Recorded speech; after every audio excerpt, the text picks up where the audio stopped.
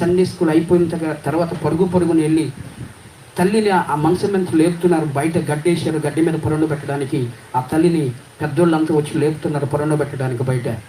అప్పుడు ఆ టైంలో పరిగెత్తుకెళ్ళి ఆ తల్లి శవం మీద పండుకొని ఏడ్చి ఆ మంచాన్ని గట్టిగా పట్టుకొని ఏడుస్తున్న ఆ తల్లిని ఎవరు తీయొద్దు, నా దేవుడు బ్రతికిస్తాడు, నా దేవుడు జీవం పోస్తాడని ఆ వ్యక్తి ఏడుస్తూ ఉన్నాడు.